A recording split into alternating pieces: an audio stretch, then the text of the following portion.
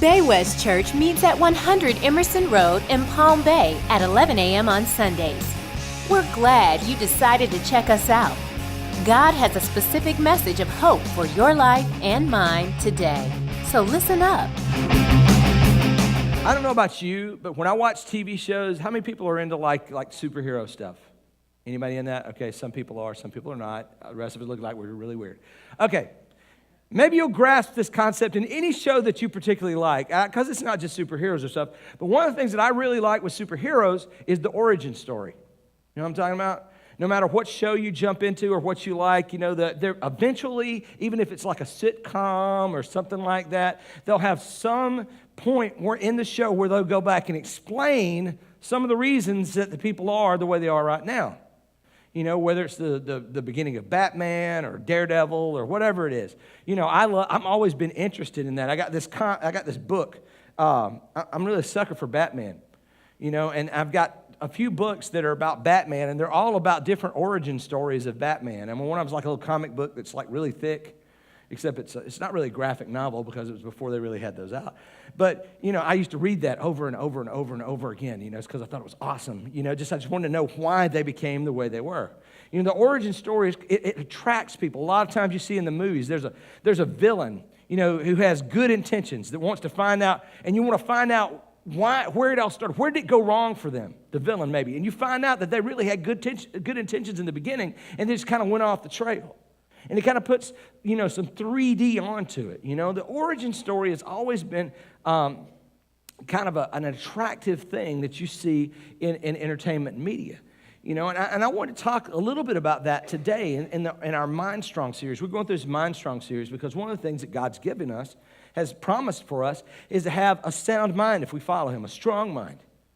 Sometimes I feel like in this day where hope is so fleeting at times, I feel like that's one of the things that we've lost, is the ability to have a strong mind, because a strong mind keeps you stable. It keeps you even. It allows you to be courageous and confident in the midst of tough situations where you're scared or where your heart may be broken or where you're really emotional. Your strong mind is what keeps you there. And God has given us that. We talked about it last week.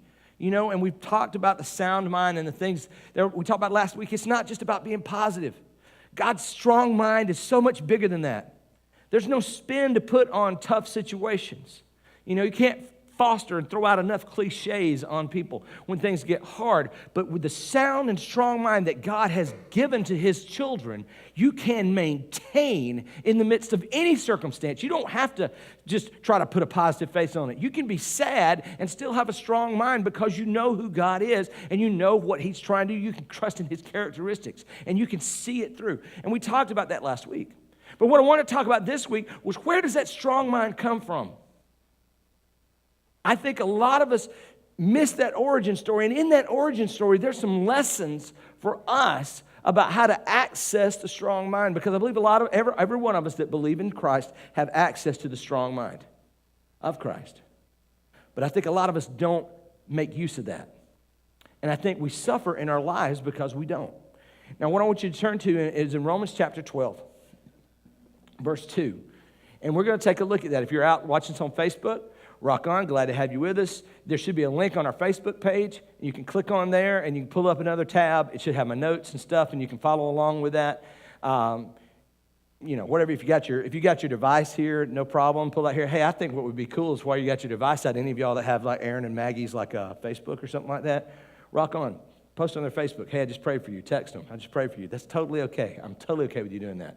So, or you can pull it out to pull up your Bible app, look at stuff like that, but we're going to have it on the screen. You can follow along with us. But this verse is something you probably heard a lot before, but I want to talk to you a little bit about it today and how it applies to this strong mind that God can give us. It says, do not conform to the pattern of this world, but be transformed by the renewing of your mind. Then you will be able to test and approve what God's will is, His good, pleasing, and perfect will. Now, what I want to talk about is a phrase by phrase look. I want you to look at where it says, do not conform to the pattern of this world. I think this is a key to having a strong mind. And I think that's where a lot of us have a problem with that, because we have been raised in the pattern of this world. You know, we're raised in a pattern of the world, and God comes along and says, I want you to follow me now. I don't want you to do that anymore. And I don't know about you, but when fatigue sets in, when things get hard, when I get scared, I fall back on the familiar. And I think so many times we fall back on the familiar pattern of this world because that's what we've been raised in. That's what we've known all our lives. You know, I talk to couples when they're getting married, you know, in premarital counseling, and I share with them, I say, look, you've got expectations about what this marriage is going to be because of what you've seen throughout your life, and you really can't even articulate it. It's so ingrained in you. You can't articulate the fact that I have an expectation that he's going to take out the trash every night, you know, at 9 o'clock, sharp, and it's going to go roll it out. I mean, there's expectations there, and you don't even know it.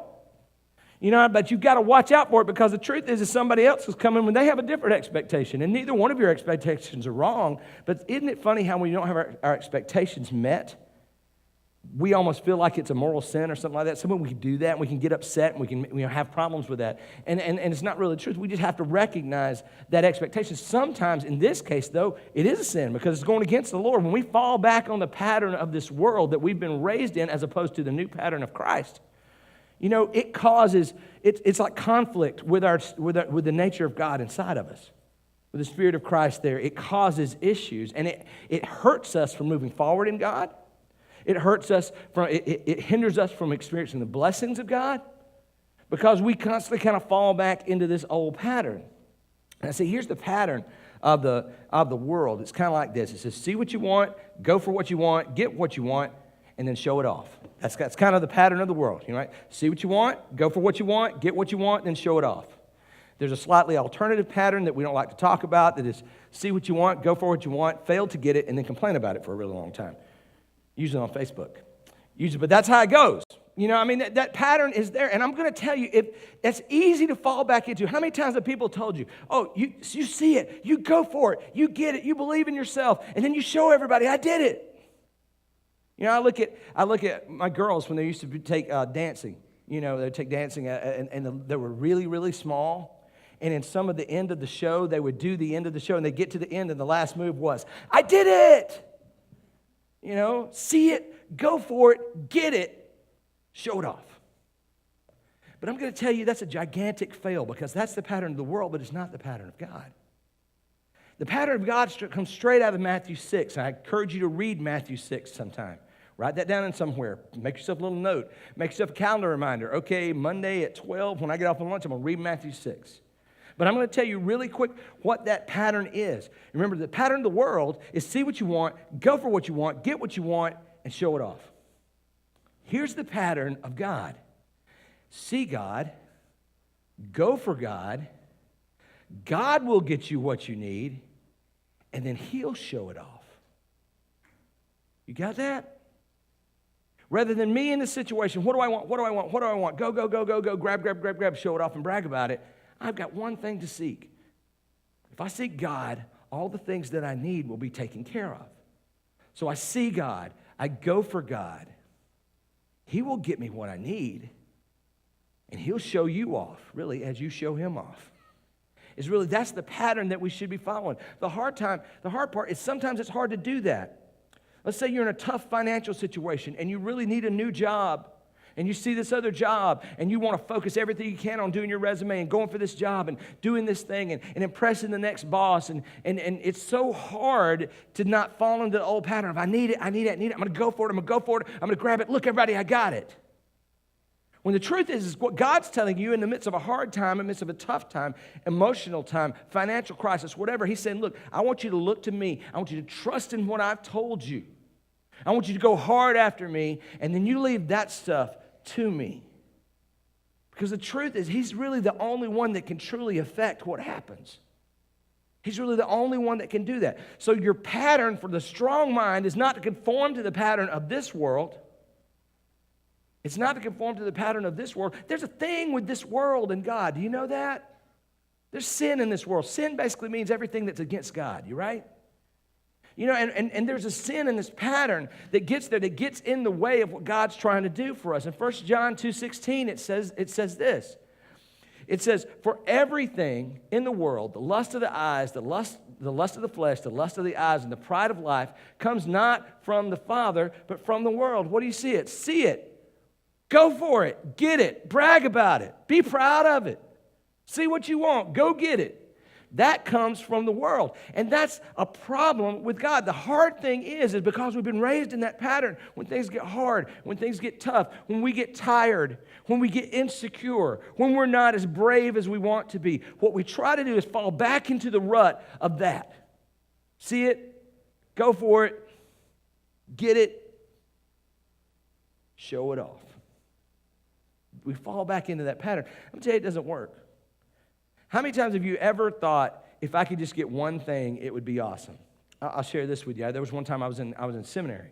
And, I don't know about you, but when you're in graduate school, and maybe been in graduate school or college, you are not rich. You really, really are not. And you just don't got no money. You got Zippo. I mean, I'm eating ramen noodles. I'm living off the pound cake that my mom has sent me in the mail. I'm telling you, it's just, that became lunch.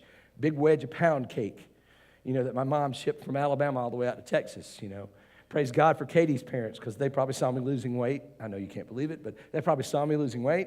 And they started inviting me over to their house to eat, because they're like, I don't want him to die, over there. So you don't have any money. But I remember this time I went, and they asked me, I went with this organization to go preach a revival. And if you know what a revival is, or revival meetings, revival is something different. We'll get into that another day. But revival meetings used to be a culturally Christian thing where you come in and you have a series of worship meetings across a week in the evening. And you usually bring in a guest speaker, and you come to church every night and to hear word from the Lord. And a lot of times what would happen there is God would do something amazing in people's lives. And I went to preach this revival in a place, and what they would do at seminaries, it would call Spring Practicum. They would take you and send you out somewhere in a poor area where they didn't normally have the funds to bring somebody in to preach, and they had an endowment fund that took care of the finances for it, and they would send you out, and they would tell you, don't expect anything, all right? Because, nothing's probably going to come out. I mean, these people don't have the resources to do this, so don't worry about it, because sometimes when you preach a revival, they'll take up offerings and they'll give you money for it, but don't expect this. And so I'm like, it's cool, no problem. So I head up to this place and in Indiana, and sure enough, they go through, like I remember Sunday morning, no offering, Sunday night, no, they're not even taking up offerings. So I'm like, yeah, that's pretty much how it goes, so no big deal. I remember riding around with the pastor visiting people on Friday, and he goes, hey, you probably noticed we don't take up offerings. I said, yeah, that's totally cool, no big deal. I know the score, and and he goes, no, that's because we only take up one, and our people get it. And I'm like, okay. I don't know. I'm working for, $5 an hour at a church, and eating ramen noodles and stuff. And I remember they took up an offering. And we got to the plane, the dude gave me a check, and it was like for $900. Oh my gosh. $900. And I got home, and there was a dude that was leading the worship at the revival. And he was like the president of a bank. And he sent me this letter. And in it, he had, this is the check they gave me, but I don't need it, so I'm giving it to you for $600. So now I have $1,500. I felt like I didn't need to work for the rest of my life. Do you realize how many ramen noodles that's going to buy? I'm set, man. I'm going to go buy a house. That's awesome. He didn't last very long. You know that? Bought some tires for the car and a new keyboard, and all of a sudden, wow, I'm back to ramen noodles again, just like that. Have you gotten things that you thought was going to change your life and they didn't? That's the pattern of this world. There's nothing physical in this world that's going to change your life. I will go to these, all right, if you're watching and you're a political person, I'm so sorry right now, but I love you. I love everything about you. We're all cool, all right? But I'm going to tell this. It's all right. We go to some of these political, Katie ran for school board, and she won, right? So we've been going to these political meetings. Oh, yeah, thank you. All right, well, woo!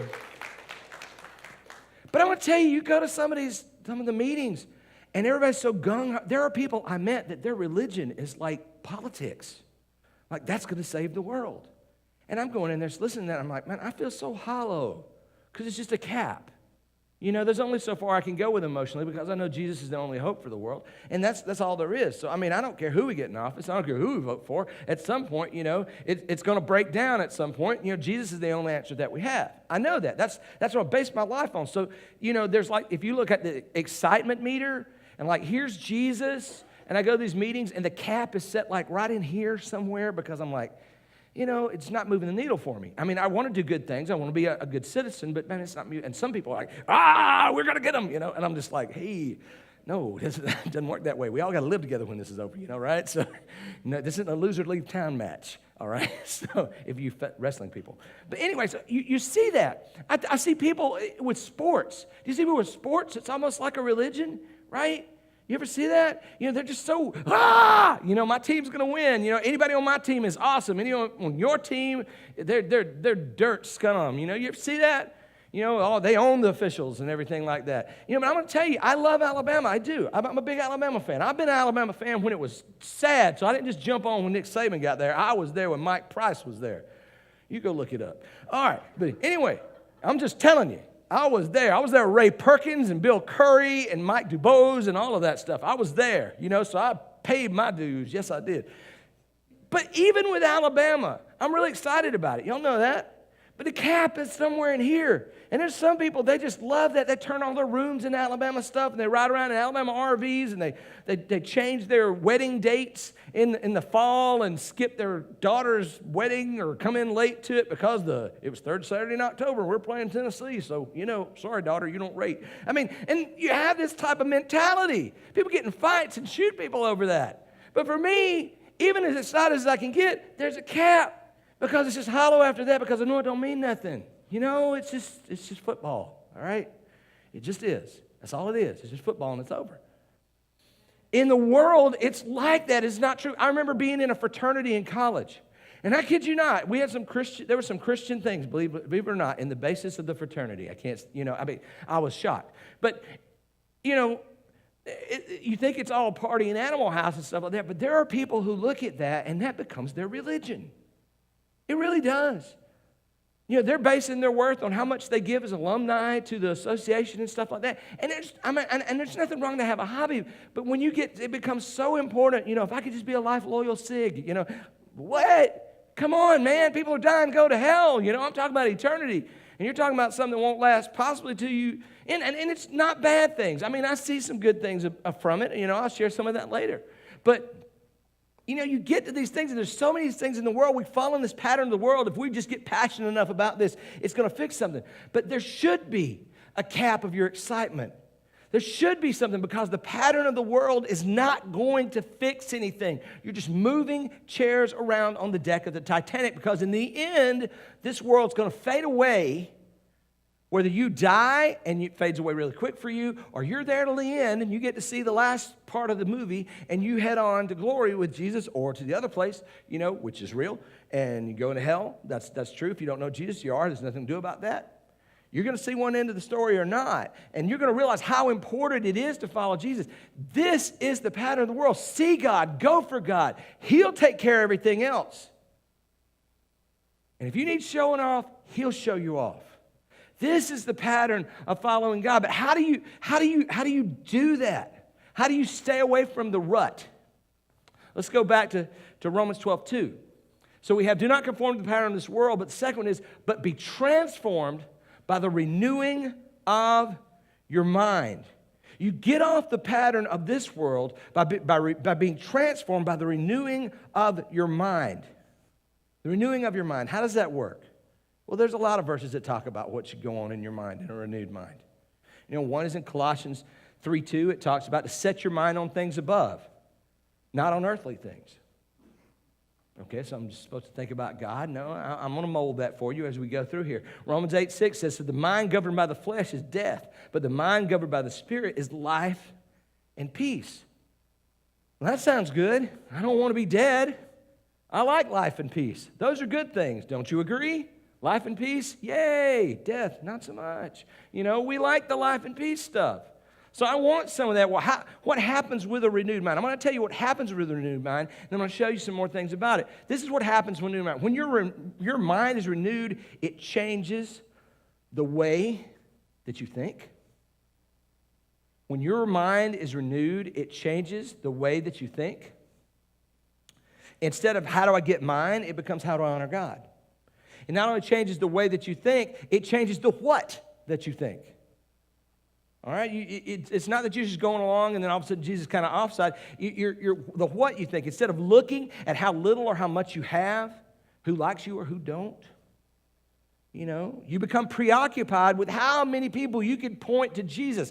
How do the people around me feel about Christ? Can I give them a positive look at what God is doing in my life, regardless of whether it makes me like them, whether it makes them like me or not, or think well of me or not? I'm concerned about what they think about Jesus. I'm going to tell you, my goal for my life is that when I die, that there's not a pile of people loading up going, wow, Jim was so awesome. But at the end of the day, through the people that I've known, they may not remember my name, but they have a good understanding of how great Christ is.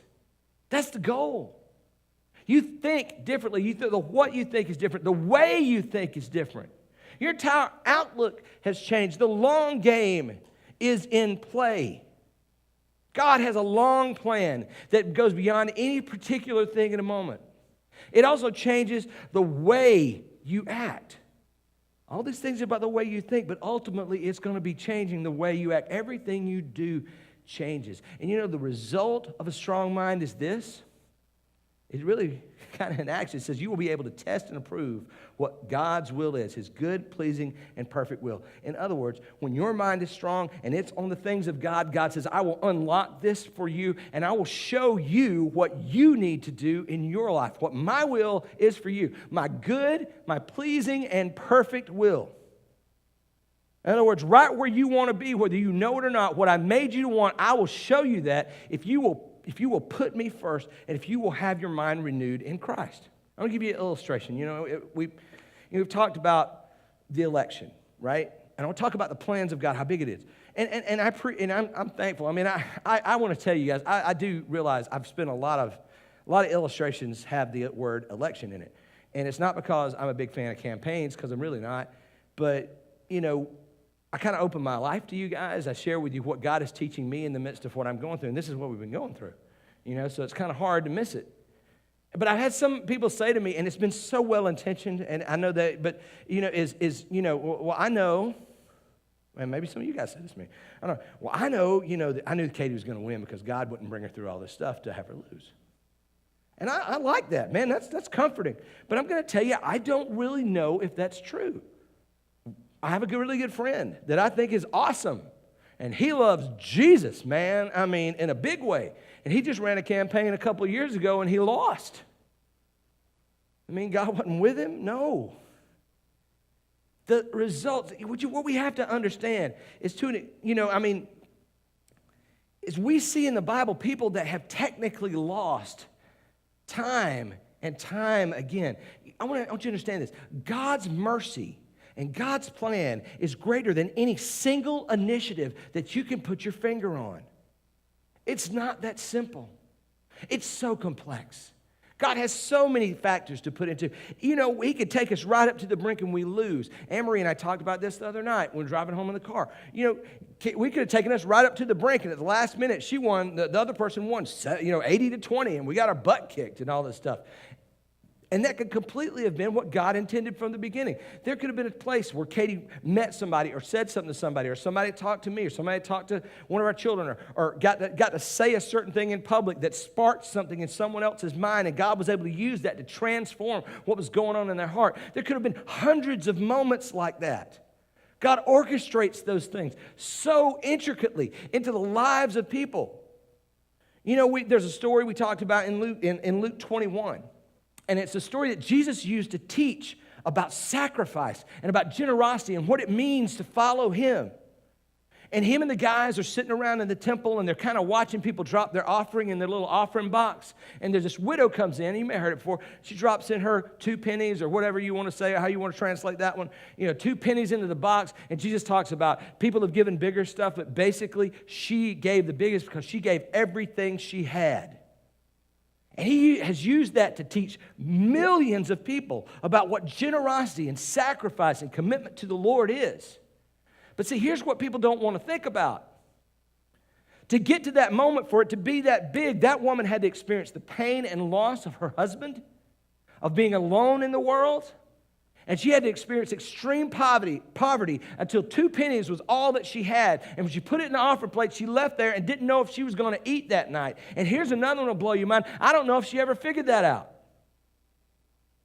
It took the pain to communicate the pleasure, to communicate the lesson. And sometimes I think we miss that by what we're going through in our lives here today. We allow our mind to become preoccupied that if this thing doesn't work out the way we want it, or that thing doesn't work out the way we want it, or several things doesn't work out the way that we thought it should go, then God's not being effective in our lives, or God's not working, or God doesn't love us, or something like that. And nothing could be further from the truth. God has a long game, a long plan. That if you invest in it and you think it through and you look it through the Bible all over the place. Think about the people. Think about Job. Think about Naaman, who had leprosy. God had to give him leprosy so that he could teach a lesson to people. Go look that up. Google it. Naaman. Naaman. 3 A's total. 1 and then 2. Or maybe it was 2 and then 1. I don't know. But there's 3 total in the name somewhere. Google will correct it for you. Don't worry about it. Go look that up. Job, my goodness, one of those righteous, richest men on the planet, and just boom, boom, boom, boom, boom, boom, boom. Horrible things happen to him all over. Wife tells him, curse God and die. And he says, no, I'm staying with the Lord. And God has taught so many people, so many things through the pain that he's experienced. All of you stood up, and you're going through stuff. God has a plan in your stuff. Do you get it? God's got a reason somewhere. And it's not that he's saying, oh, I want to hurt my people. He says, no, I'm going to take sometimes the choices that they have made, and I'm going to flip it around. I'm going to make it something important. I want to share something with you. 30 years ago, I'm in seminary. I'm in college, right? And just at the time, I grew up in the church. I accepted Christ when I was 8. I was called to ministry when I was 15, I think, 15. It's either 13 or 15. It's one of those odd numbers there. So 15 or something right in there. And so I'm heading, and my church was awesome. I was on the pulpit committee to search for a pastor at like 15 or 16. They let me preach. I led music, in my church. I was one of the worship leaders in my church, and I'm this little kid, this dumpy little kid, and I'm doing my stuff. And I head off to college. And the first year was great. If I'm my first, real serious girlfriend, I dated around. I'm not really serious. This is somebody I dated for months, like we went stuff together, and it was just kind of assumed, and people knew us together as the name. And then I broke up with her in the summer. And then I head into my sophomore year, and I'm really experiencing a crisis of my faith. So a lot of insecurity. I'm wondering if I'm doing the right thing. And so I made a choice. It's probably not an awesome choice, to join a fraternity. That sounds really good. You go through Rush and everybody like, hey, we want you. Please come be a part of our thing. That pumps you up. It makes you feel better. If you're insecure, that kind of, whoa, here I go. All right. And I go and I joined one of the best fraternities on campus. I think the best fraternity on campus. We're in the student government. We're winning all the sports. Had the biggest parties. In the music. I'm just about every area you look at in campus, there's a Sigma Chi somewhere in the lead of it at that time. And it was awesome. But I'm going to tell you, I was not living for the Lord at that moment. I was living for everything else. And I participated in everything that went on with fraternity stuff. Stuff that I'm not going to share with you guys, because I do not want you to repeat. But, I love my kids, but, stuff. I was living for myself. I was an insecure young man, trying to find my way in the world, and I was making a whole lot of mistakes. But I'm going to tell you that God was still working. Fast forward, we're in the election, in the campaign, right? And a few months ago, my wife shares a video. And I was like, it was one of my fraternity brothers from Troy. I was like, so, hey, why'd you share that video? And why'd you share Gary's video? And she was like, well, he's a big deal, like with teachers and stuff. And apparently now, one of my buddies from from college is my fraternity brothers. He's like this nationally known speaker now that speaks for teachers. He's like a principal, and he actually, believe it or not, he's from this area. So I didn't know this at the time. And so I'm sitting around, we're in Bed Bath & Beyond. I think I took Anne-Marie. We're waiting for something at the mall. I went to the mall with my daughter. Yeah, a teenager. I went to the mall. I did it. So I made it, survived. It's okay, no problems. So I'm sitting in there, and she's like going around checking out stuff, and I thought, man, hey, Gary's this nationally known dude with teachers. I wonder if he'd do like a video that said he supports Katie. I'm like, fraternity brother. So I'm like, okay, well, I don't know if I should ask, or he's like a big social media. And I'm serious, like his social media page, I'm not kidding, has almost 1 million followers.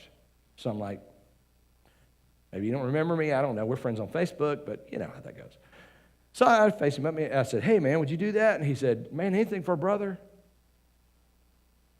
And so he does this little video, it's a 17-second video. It had like 10,000. I popped it out on what, Monday?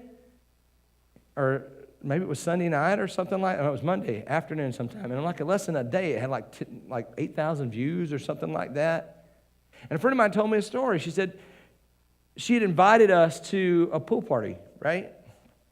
And there was one of her friends that was a teacher that wouldn't come because the teachers union had supported our opponent. And she didn't want to talk to Katie, didn't want to be in the same room with her stuff. And Gary drops that video, and now it's all different. Katie's awesome. You know? And I'm sitting there as I'm driving in my car, and it didn't, it's not the biggest thing in the world. I think, God had his plan, he worked it all out. But I want you to think about this. I'm sitting there driving in my car, and I'm realizing, all right, 30 years ago, when we didn't even know what social media was, and I was living outside of God's will in my own insecurity, God was still working to introduce me to Gary so that 30 years from now, we would go to a county that at the time I would marry later this 14, 15-year-old girl named Katie Holdridge, who didn't know anything about that. And we would go to this county, and he would be this big deal in social media right at the time that she's running for school board. I can tell you, in that time, in 90, 89, 90 and all that, if I even knew how to get on the school board, I don't even think I cared to even know. And the Lord has worked that out. And at the same time, there's this 7 or 8-year-old guy named Dan Carter who's probably goofing off in the yard or something like that. And God is working in his life because he has no idea that in 30 years, he's going to be the head of FCA in this county. And he's going to come up to Katie and say, hey, why don't you run for school board? And I'm not going to even know anything about Gary. And God's going to drop it. And all of a sudden I call Gary, and because of the connection we had while I wasn't living for the Lord, God still used it to accomplish his purposes 30 years later. Isn't that amazing that God is still working in that way? Because none of that was coincidence. God chose it to be that way. I didn't know where Gary was from. I didn't know where he lived. I certainly didn't think we would ever be here or ever run for the school board. But here it is, and here that is. And the Lord meshed that together to help his plan along. But I think just as much to help his plan, it was to make a statement so that I could share with you today that God, even where you are right now, is working in the midst of what you're in. And if you will trust him and follow him and give your life to him, it may take 30 years, but he's going to show you why. And he's going to use it to bless people in one way or another to accomplish his own plan. When I hit that and I realized that, I'm telling you, I'm not living for the Lord, but he's still working in spite of that. Mind blown. I'm telling you. I was sitting there going, wow. In my mess, you're still making stuff work. And praise God for that. You know, there's a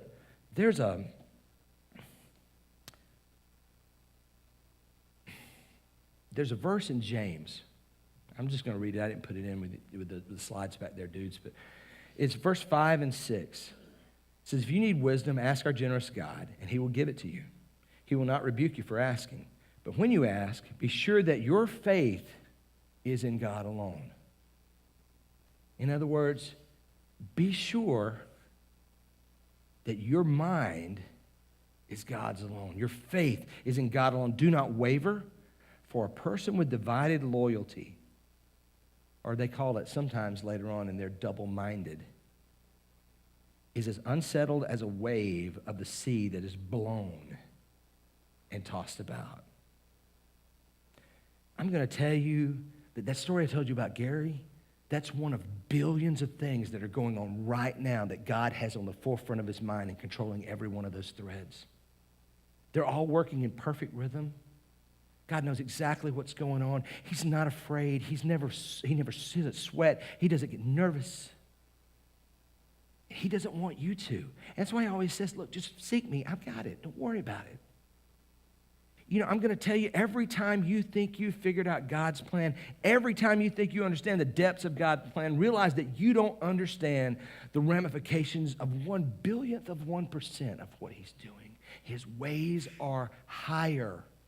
That's what it means. And his ways are so much higher, and he is so faithful. We can trust any situation that he has allowed us to experience. And if we trust in him and we go for him and we look for him and we keep our mind trained on him, that he will take us through that. He will bring us to the other side of that. He will make something valuable of that, regardless of what you think in the moment.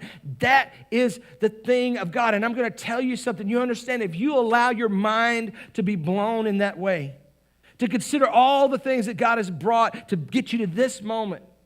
And all he's saying is just trust me to handle it. Trust me to do it. I'm going to show you something amazing. I'm going to tell you a truth about your mind. So the mind that is blown by the things of God will never be blown by the things of this world. When your mind is at how great God is, all of this seems to get really, really small. And you won't be tossed like a wave. You won't be blown around, because God has given you a mind to understand not the breadth and the depth of it, but to understand the purpose behind it and the character of the one who controls it and the faithfulness that he is and that he will never change. And you can trust that from here right on through eternity. When you keep in mind with who you are dealing with, it changes everything about your mental process. When God tells you to do something, but God, I can't make that move. I'll be honest, we had people telling us that we had no business running for school board. And I say we because it was a joint effort. It's her, and I'm proud to be the guy in the back. That's awesome. It's like being the prince at the castle. I have no responsibility and all the fun. It's super. But we had no business running for school board because we're about to launch a church, for Pete's sake. It's going to kill you. You don't have the energy to do that. You won't be able to do it well. God said do it anyway. So we said yes, and God had it covered. You want to know how God had it covered? One of the ways was he had it covered because he called his people to help us. Some of you in this room, you carried signs, you did stuff, not because you're part of this church, because God called you to do it for us. We had people, I'm sitting there, my mom went in the hospital. Yeah, I mean, it was tough. We had all kind of junk going on the whole time through. And then it's culminating. We're getting right up to the race, and my mom falls, and we're going to the hospital, and she's in the ICU, and it's life or death, and you're trying to spend every minute you can up there, and Katie's trying to take care of the kids in the campaign, and I'm trying to stay at the hospital, and somebody calls us, and they start bringing us food. Man, so I remember Jen Mason Facebooking us and said, we were thinking you guys do y'all want some food? And I'm thinking, I'm all ready to go, no, I don't need none of that. I'm suddenly thought, well, maybe we do. Maybe that's not a bad thing. People did that. People encouraged us. We had pastors in the area and people praying for us over that. People in other states praying for us, carrying us through tough circumstances. And it has been such a journey over the past few weeks to see what God can do in the absence of our strength, because there wasn't really energy left. God provided what was necessary, and it increased the faith that we have in the Lord. Thank God we didn't miss that. But when God looks at you and says, do this, and you go, I can't do that. Don't you know who I am? When God looks at you and he says, look, but God, I can't share my faith with that person. They know who I've been. Good thing. I'm glad they do. They need to know how crappy you were, because they need to know how good God is. And if he loves you, he'll love them too. That's what you need to do. Great. Somebody who knows how bad you are, that's a person you need to go share Christ with. That person right there. When God says, I can't tithe.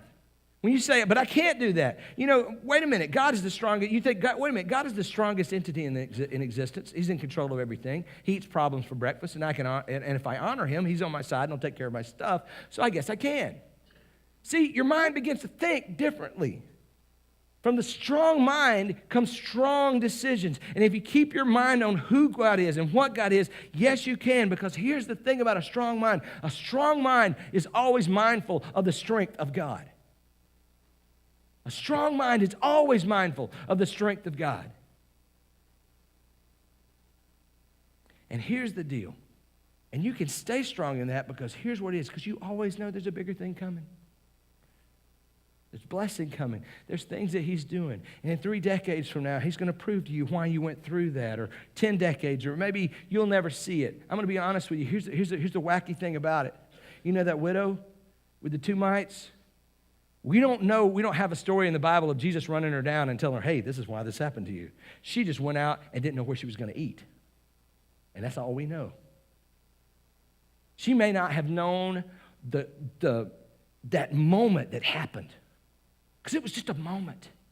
2 pennies drop, and she's gone. There was no fanfare. Nobody sounded an alarm. No, there were no lights. Nobody wrote a song about it. Nobody made a movie of it, wrote a book about it. It wasn't a bestseller. Well, it was. It's the Bible, and so it was. So there you go.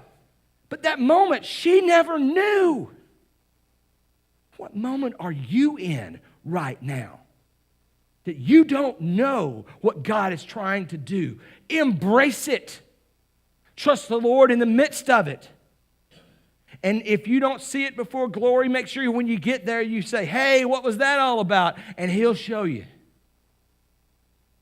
That is the strong mind that embraces whatever God has and says, look, I know God's strong in the middle of it, and we can handle it. I can handle it through him. Not because I can, but because he can. I want you to think, here's some action steps here as we close up, as we wrap up. Look, I want you to think of the area of obedience right now that you know God has told you to do something. I don't know, maybe he's told you to start a foundation that'll change the world for kids. I don't know, and you're going, I can't do that. That's crazy. I want you to catalog all the reasons that you think it won't work or you can't go there. And then I want you to start thinking of the Bible stories that you know and how God molded each one. See, a lot of these stories in the Bible, they're not all parables. These are things that happened to real people. And God did that so that you would know that it could happen in your real life. My marriage is crumbling. I can't go back. Yeah, you can. The Lord can take care of that. I lost my job, and I don't have a good reference. How will I live? God can handle that if you put your faith in him. It doesn't mean that the problems are going to go away, but it's going to show his glory in the midst of it in a way that you wouldn't ever have seen it. And he will carry you through it. I want you to think about the horrible situation that you're going through right now. Maybe the biggest blessing that God's ever given you that makes you feel bold and brave, a little more independent, or like you don't need him like you did last week. And I want you to tell yourself, that's nuts. I need him every day. I need that's what the strong, consistent mind of God does. The consistent mind of a person does in God. That's what he prompts you to do. I want you to ask yourself this. Am I going to miss my 2-penny moment because I'm not trusting in the strength of God? Thanks for being a part of Bay West today. Bay West Church meets at 100 Emerson Road in Palm Bay at 11 a.m. on Sundays. Please feel free to check us out at baywestchurch.org, or you can follow us on Facebook at Bay West Church.